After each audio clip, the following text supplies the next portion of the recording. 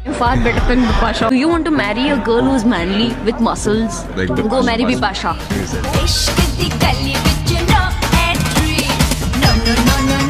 বিপাশাকে পুরুষের মতো দেখতে এবং আমি তার চেয়ে সুন্দরী এমন মন্তব্যের পর এবার ক্ষমা চাইলেন বিপাশার কাছে মৃণাল ঠাকুর। বলিউড অভিনেত্রী মৃণাল ঠাকুর আবারও খবরের শিরোনামে এসেছে, তবে এবার সিনেমার কারণে নয়, বরং বিতর্কিত এক মন্তব্যকে ঘিরে।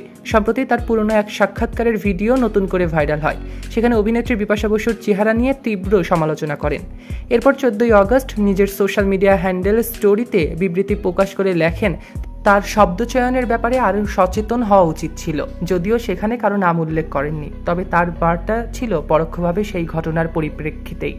ভাইরাল হওয়া পুরনো সেই ভিডিওতে মৃণাল এক অভিনেতাকে বলেছিলেন, তুমি কি এমন কোনো মেয়েকে বিয়ে করতে চাও যিনি মাস্কুলার?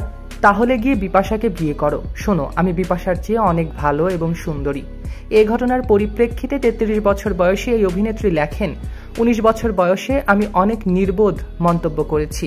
তখন আমি বুঝতে পারিনি আমার কথার কতটা প্রভাব পড়তে পারে, এমনকি মজার ছলেও সেটা কাউকে কষ্ট দিতে পারে। কিন্তু আমি জানি সে রকমই হয়েছে, আর তার জন্য আমি গভীরভাবে দুঃখিত।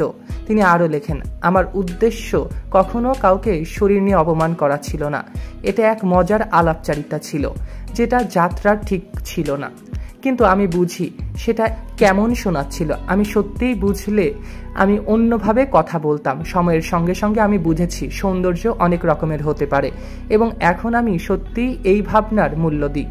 এদিকে সম্প্রতি মৃণাল খবরের শিরোনামে এসেছিলেন ধানুষের সঙ্গে প্রেমের গুঞ্জনে। তারপরই এই পুরনো ভিডিও ভাইরাল হয়ে এবার ক্ষমা চেয়ে আবারও ভাইরাল হয়েছেন অভিনেত্রী। সৈকত আহমেদ, নূর, সেলিব্রিটি লাইফলাইন।